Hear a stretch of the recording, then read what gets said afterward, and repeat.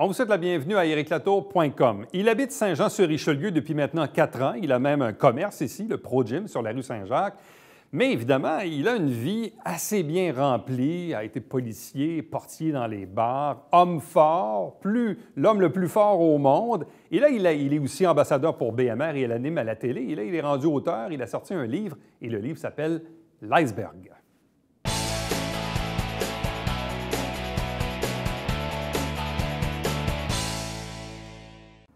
On le savait, policier, homme fort, animateur, mais maintenant auteur d'un livre qu'on appelle « L'iceberg » ou « Comment je suis devenu Hugo Girard ». Il est avec nous. Bonsoir et bienvenue. Bonsoir. Et comment est-il devenu Hugo Girard, finalement? Bien, il faut lire le livre. Hein? Fin de l'entrevue, c'est terminé. Au moins, c'est un sujet que je connais bien. Ouais. Donc, l'idée derrière ça, c'est qu'on m'avait approché pour faire une biographie.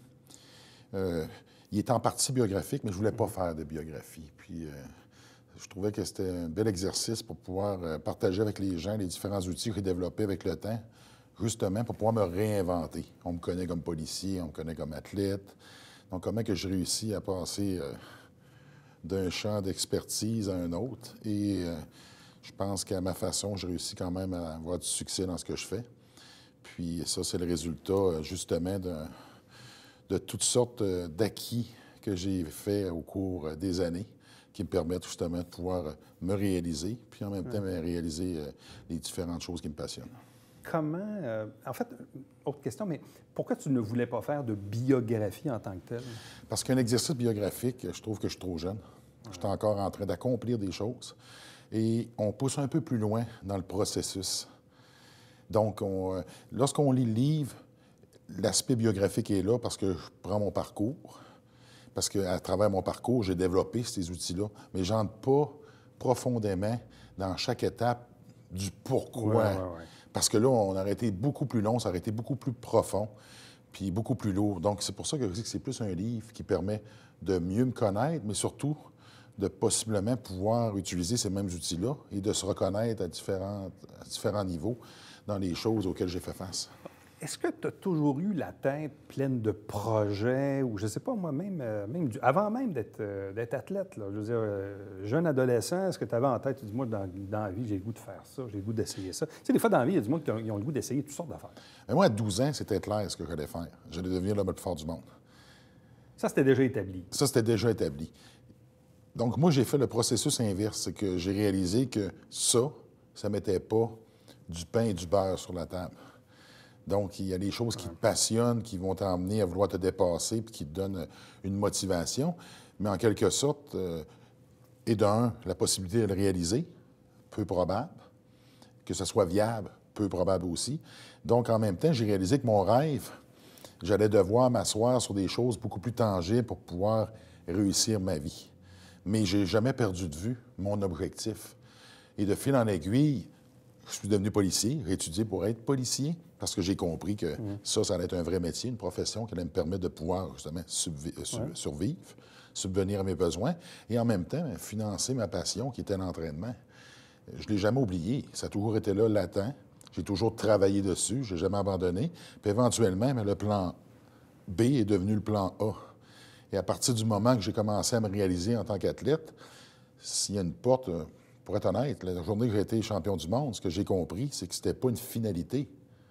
C'était un commencement. Ouais, c'était le début d'autres choses. Parce que j'ouvrais la porte sur le fait que je pouvais réussir tout ce que je voulais, si je le voulais vraiment, si j'étais prêt à mettre l'effort nécessaire et si j'y croyais. Donc, il faut savoir c'est quoi tu veux, puis il faut que tu y crois dans ce que tu veux. Parce que moi, j'ai réussi à faire d'une carrière de quelque chose qui n'existait pas. Donc, dans le peu probable, ça l'était vraiment peu probable. À partir du moment que je réussis cette chose-là, tout est possible. Est-ce que tu t'es ennuyé d'avoir quitté le travail policier? D'une certaine manière, oui. Parce que c'est ce que je retrouve un peu à travers l'animation au niveau télé, parce que je suis en contact avec les gens, le côté humain. L'aspect entraînement, c'est plutôt introverti, c'est toi contre toi-même, puis il y a beaucoup de travail interne qui se fait. Alors que dans le travail policier, les gens ne t'appellent pas nécessairement quand ça va bien. Quand ça arrive, c'est pas nécessairement le rôle du policier d'intervenir, mais tu interviens auprès de gens qui sont en détresse et qui ont besoin de conseils. Et là, à ce moment-là, tu vas les orienter vers les bonnes ressources pour pouvoir régler leurs problèmes si ce n'est pas du domaine policier. Si ça l'est, mais tu fais ton travail. Puis, en même temps, moi, le rôle du policier, c'est un peu comme un bon père de famille. Parce que tu travailles une relation avec les gens. C'est pas tout le monde, c'est pas normal d'avoir peur lorsqu'on va à la police puis se poser la question, est-ce que j'ai fait de quoi de mal? Mais c'est souvent le réflexe qu'on a parce qu'on s'est doté, le rôle de la police avec le temps est devenu plus répressif que service. Là, on travaille à améliorer cette relation-là, mais ça reste quand même qu'on se sert du pouvoir policier pour arrondir les coffres, soit de la ville ou de la province. Donc, on envoie un double message. Mais à quelque part, ce qu'on va avoir, c'est une relation avec le citoyen si tu es policier, et comme citoyen avec les policiers, de confiance, pas de crainte. Est-ce que tu t'ennuies de tes années de portier dans les bars? Euh, Un peu moins? Un peu moins. Par contre, elles m'ont été très utiles à développer d'autres acquis, puis d'autres habilités qui m'ont servi comme policier. J'étais content d'avoir travaillé comme portier, parce que lorsque je suis devenu policier, ça m'a permis de voir un autre côté aussi. C'est facile, lorsqu'on a un pouvoir, de pouvoir appliquer une loi puis d'avoir un certain poids. Quand tu es portier, tu dois être un peu plus diplomate parce que tu n'as aucun pouvoir. Il n'y a rien qui te protège. Donc, lorsqu'on fait le travail, on a souvent la mentalité de penser qu'on peut régler les choses avec les bras, alors que c'est totalement faux. Mais la carrure impose. La carrure, encore une fois... Pas. En tant que policier ou portier, tu rencontres un gaillard comme toi, ça impose le respect, non? Encore une fois, ça dépend comment on l'utilise. Ouais, c'est ça. Si j'arrive avec une mauvaise attitude, donc c'est l'attitude qui fait foi de tout. Que tu sois petit, que tu sois menu. Je connais des gens qui sont tout petits. J'en connais un en particulier qui me vient en tête. Il pèse environ 155 livres. Mais moi, lorsque je le perçois, j'ai l'impression que c'est un gars de 300 livres. Alors que je connais des gens qui pèsent 300 livres et ils ont l'attitude d'un gars de 145 livres. Donc, c'est pas l'enveloppe qui fait la personne, c'est vraiment l'attitude, la personnalité, comment tu vas utiliser les dons que la nature t'a donnés, le don de la parole, la réflexion. Donc, il y a des gens qui sont beaucoup plus pratiques, ils vont concevoir des plans, puis lorsqu'ils vont parler, ils vont te le présenter. Et là, tu as l'impression d'être manipulé un petit peu, mais au final, tout le monde est content. Ça s'est fait de façon pacifique. Il n'y a pas eu de brouhaha, personne n'a été accusé et personne n'a été agressé. Quand tu es devenu athlète puis que tu dis, OK, là, j'ai un objectif, ultimement, je vais être l'homme le plus fort au monde, et qu'on finit par accomplir ça, quoi, quelque part comme 2002, à peu près. Hein? Un coup que c'est fait, on se dit, OK, mais là, what's next? Je veux dire, il arrive quoi après? Parce qu'on sait qu'on ne pourra pas faire ça pendant 50 ans de sa vie non plus. À ce moment-là, tu le sais, tu y penses, mais ce n'est pas encore concret. Ton but, c'est de le répéter. Parce que la journée que j'ai remportée, j'étais pas mon meilleur. J'étais assez bon pour le remporter cette journée-là, mais j'aurais pu être meilleur. C'est là que j'ai compris que la finalité, en tant qu'athlète, ou plutôt de l'objectif, n'était pas de remporter un trophée. C'est bien beau, ça impressionne les autres. C'est là que je reviens tout le temps, c'est vers soi. C'est que ce que j'ai compris, c'est que le vrai objectif n'était pas d'être meilleur que les autres, c'est d'être meilleur de soi-même. Et j'avais conscience que je pouvais être encore meilleur. Et je considère que la journée que j'ai été meilleur de moi-même, ça n'a pas été l'année que j'ai remporté. Donc, c'est contradictoire, puis c'est un peu paradoxal. Donc, c'est pour ça que c'est vraiment toi contre toi-même, pour pouvoir justement en prendre conscience, de le savoir que c'est arrivé, que ça existe, puis oui, là, je suis à mon meilleur. Prendre ça, comment je fais pour le transposer dans d'autres champs d'expertise ou plutôt d'autres pratiques. Mais quand on devient le meilleur, est-ce qu'il y a aussi l'ambition de le rester pendant un certain temps? De défendre son titre, autrement dit?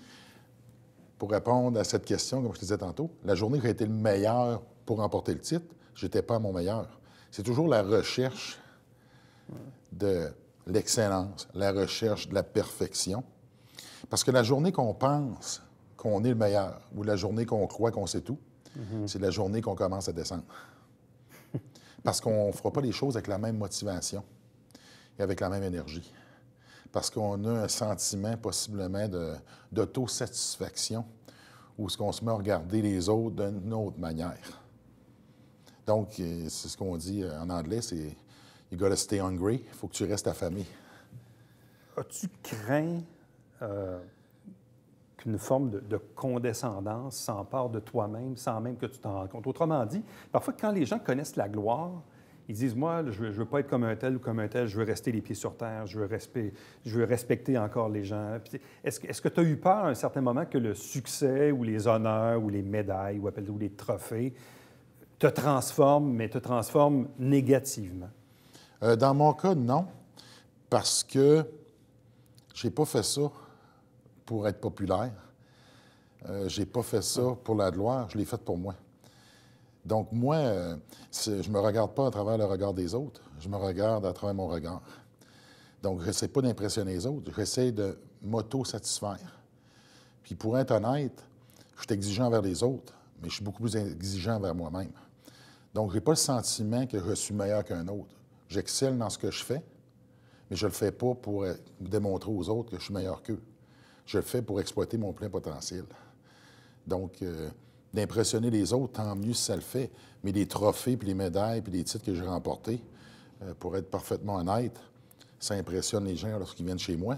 Et je les garde parce qu'il y a beaucoup de gens autour de moi qui ne voulaient pas que je m'en débarrasse. Ils veulent les voir, probablement. Mais oui, mais en ce qui me concerne, ça n'a aucune valeur. Parce que moi, je sais qu'est-ce que ça a pris pour les remporter, qu'est-ce que j'ai fait. Et je n'ai pas besoin d'un morceau de métal, de plastique ou de bois pour me le rappeler. Comment tu es devenu par la suite animateur, ambassadeur pour BMR? Je veux dire, comment l'après-carrière de l'athlète s'est-elle transformée en ce que tu es devenu aujourd'hui? L'après-carrière s'est transformée en même temps que ma carrière. Parce qu'à travers ma carrière, ce qui me permettait de pouvoir focusser à temps plein sur mon entraînement, ma préparation, c'était les commanditaires et les partenaires financiers. Ouais. Là, partenaire, on a souvent l'impression qu'un commanditaire, c'est qu'on te donne un montant d'argent que tu fais rien. C'est pas vraiment le cas, là. On travaille quand même, puis on se promène, on fait beaucoup de promotions. Mais tout ça, c'est des outils qui m'ont été utiles plus tard. C'est un peu ça, comme je discute dans le livre, c'est comment, à chaque étape de ma vie, il a fallu que je m'adapte, que je développe d'autres habiletés. Et comment ces habiletés-là, je les recycle dans d'autres choses que je deviens ou ce que je fais. Donc, ce qui est drôle, c'est qu'à travers ma relation avec les partenaires lors d'événements, bien, j'en suis venu lors d'un événement de faire la rencontre des gens les dirigeants de chez BMR dans un autre événement. Et de là, on s'est rencontrés, on a mis sur pied un partenariat qui existe depuis 2007 maintenant.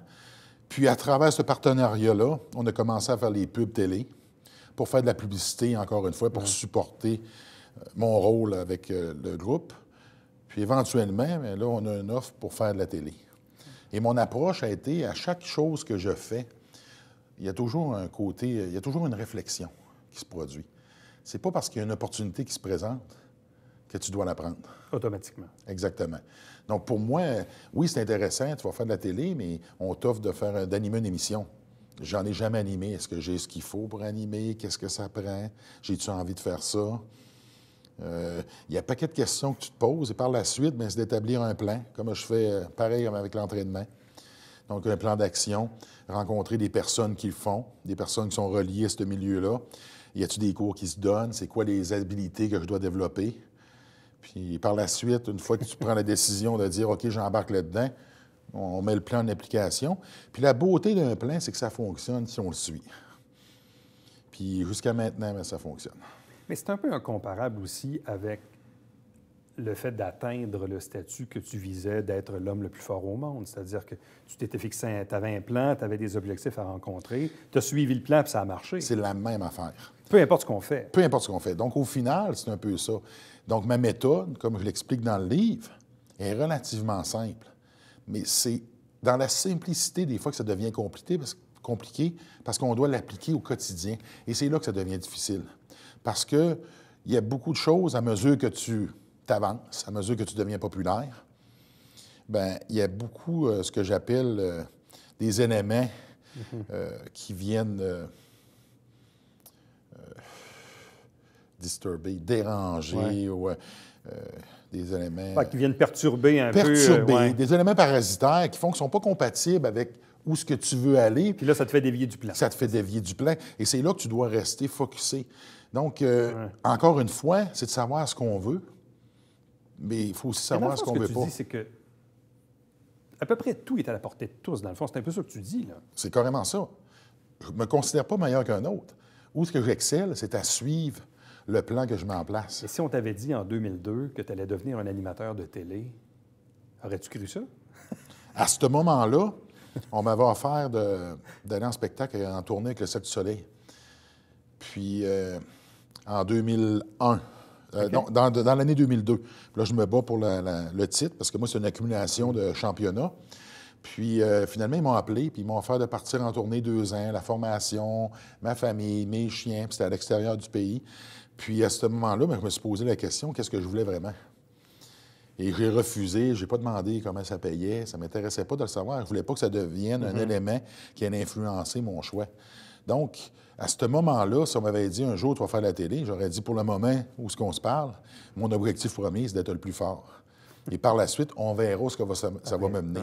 Par contre, si tu m'avais dit, après avoir remporté le titre, un jour va arriver telle chose, c'est clair qu'à ce moment-là, j'aurais été ouvert à la suggestion, je m'aurais dit, tout est possible. Mais visiblement, le partenariat avec BMR a été une formidable rampe de lancement.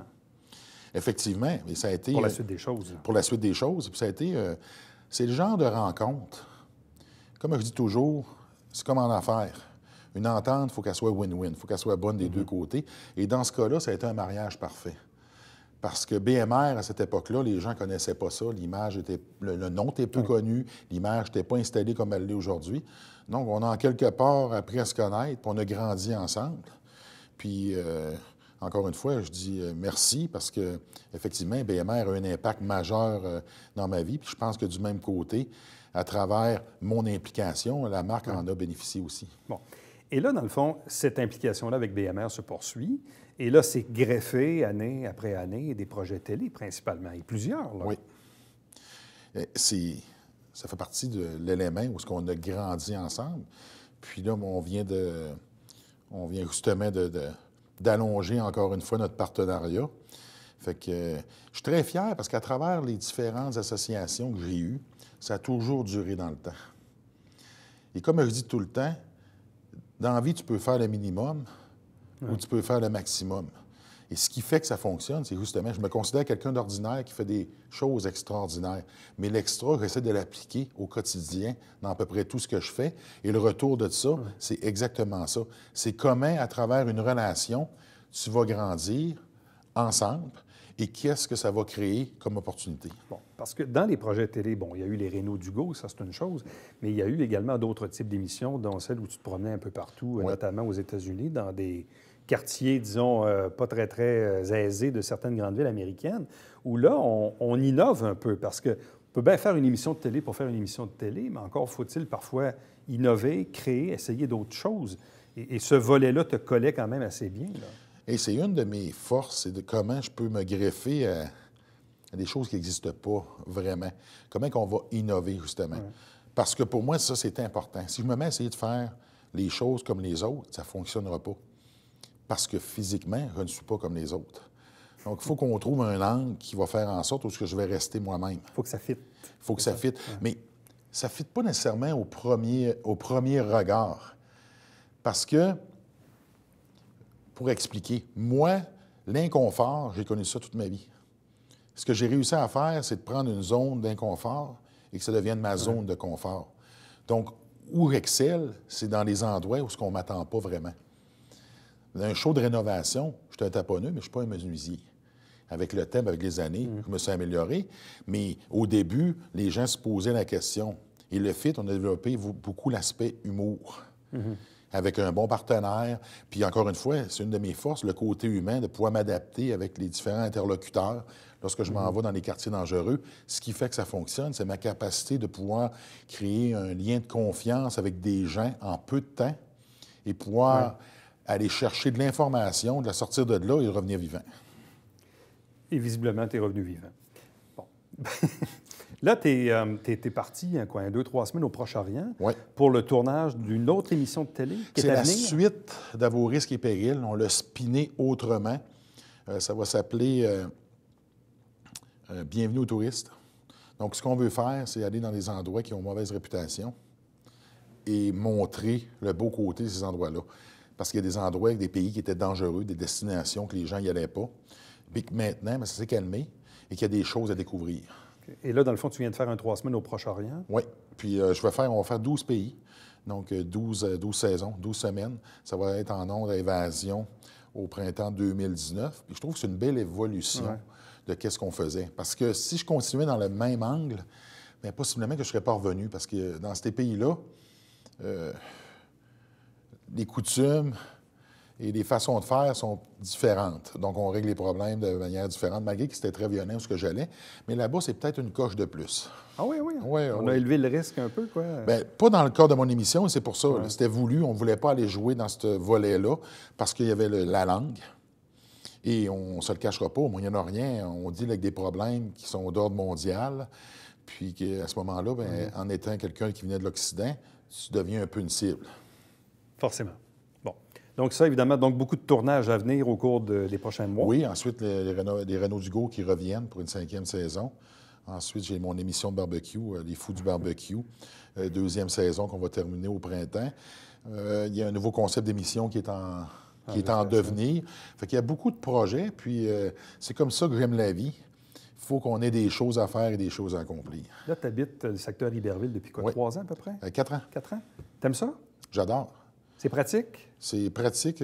Pour être honnête, c'est possiblement un des bons moves que j'ai fait dans ma vie. C'est d'aménager dans le coin. J'adore la région, j'adore les gens. Je suis en campagne, c'est parfait, pas trop loin de la ville. Moi, je suis le genre d'individu qu'il ne peut pas habiter en ville, mais qui ne peut pas être trop loin.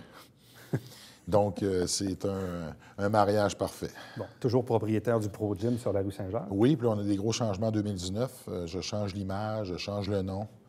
Donc, on va avoir c'est un beau projet, des beaux défis. Donc, c'est un volet qui me tient à cœur parce que l'entraînement physique, puis les saines habitudes de vie, c'est quelque chose que j'ai fait la promotion toute ma vie, que je pratique encore.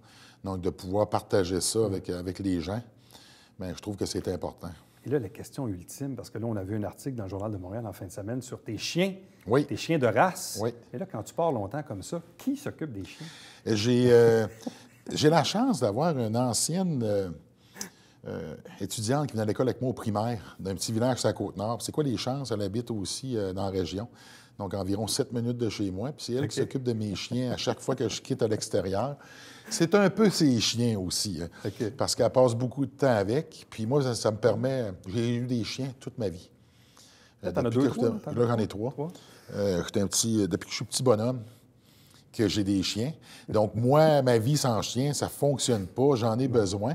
Puis là, bien, ça me permet de pouvoir continuer justement à partager ma vie avec mes partenaires de vie et d'avoir la chance d'avoir quelqu'un qui s'en occupe comme si c'était les siens. C'est quasiment une garde partagée. Je me lève le matin, je vais les porter là-bas, ils débarquent, je reviens le soir, j'ouvre ma porte, ils embarquent dans la voiture, puis on s'en va à la maison. Quand le Journal de Montréal t'a contacté pour faire un article sur tes chiens, qu'est-ce que tu as dit? Ah, bien, j'étais d'accord, parce que moi, encore une fois, c'est de quoi? J'ai la beauté, à travers tous les projets qu'on a discutés, de faire des choses qui me passionnent et que j'aime. Donc, moi, je travaille pas. Je m'amuse. C'est ça le fil conducteur, dans le fond. Exactement. Puis moi, mes chiens, c'est une continuité de ça. Je suis vraiment passionné. J'adore ça. J'adore les animaux. Puis je suis chanceux, les animaux m'adorent. Les humains aussi? Les humains aussi, il faut croire. Ouais. Bon. Fait que ça fonctionne. On est né sur une bonne étoile, je touche du bois. Il y en a-tu ici? Là, un pas peu de la trop. mélamine. Mais là, dans le fond, donc c'est un fil conducteur, c'est des projets, c'est de la passion. Pourquoi le livre s'appelle L'Iceberg? Parce que les gens, ce qu'on discute, les gens ne connaissent pas ça. Donc, on est habitué de me voir et d'avoir un... Puis c'est normal. Les différences dérangent, puis les gens ont certains préjugés. Et je m'en rends compte. Puis finalement, les gens apprennent à me connaître à travers les émissions, mais les gens ne connaissent pas vraiment. Puis on a l'impression de voir tout ce qui est beau, parce qu'on voit ce qui est le produit final. Mais ce qu'on ne voit pas, c'est tout ce que ça a pris pour en arriver là. Donc l'iceberg était un peu... c'était pas un peu, ça faisait partie de l'objectif de pouvoir amener les gens à connaître les choses qu'on ne sait pas, les dessous. Parce que comme l'iceberg, on voit seulement 10 on ne voit pas le 90 c'est sensiblement la même chose. Parce que les fameuses habiletés que j'ai développées, je les ai développées parce qu'il s'est passé certaines choses à différentes étapes de ma vie qui m'ont amené à m'adapter. Donc, c'est ce que je partage avec les gens avec le livre. Alors donc, L'Iceberg ou Comment je suis devenu Hugo Girard aux Éditions de l'Homme. Hugo, merci beaucoup. Joyeux temps des fêtes. Merci, vous aussi. Bon voyage et nombreux voyages encore une fois en 2019. Hey, la vie est belle, hein? Incroyable. Incroyable. Ça va faire le tour du monde. C'était déjà fait, mais là, je fais juste en ajouter. Salut. Merci. Bienvenue. Restez avec nous. Au retour, c'est la conclusion de l'émission.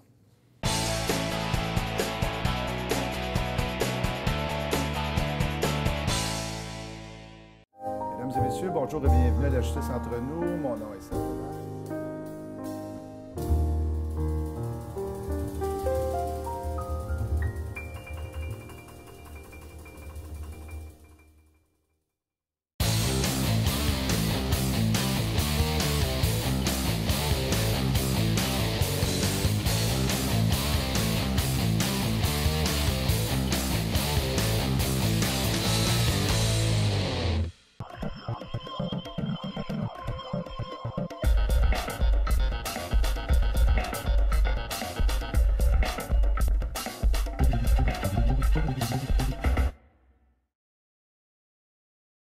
Mesdames et messieurs, bon matin et bienvenue à votre télébingo sur les ondes de télévision du Haut-Richelieu.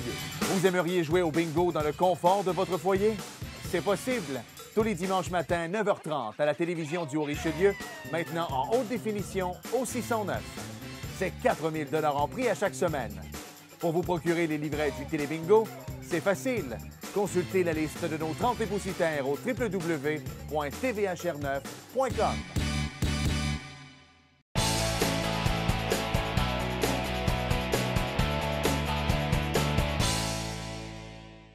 Si parfois vous avez des questions durant l'hiver au niveau de la collecte des ordures, la collecte du recyclage, quelques conseils pratiques, c'est nono, mais même juste la façon de disposer le bac à la rue avec la neige et tout ça, allez faire un tour sur le site Internet de Compost Richelieu pour avoir tous les détails. Chaque semaine, on vous présente des extraits des travaux du Conseil. L'émission s'appelle Saint-Jean-sur-Richelieu et l'émission se retrouve également sur notre site Internet si parfois vous l'avez manqué. Chaque dimanche matin à 9h30 en direct, c'est le Télébingo, 4 000 $ en prix.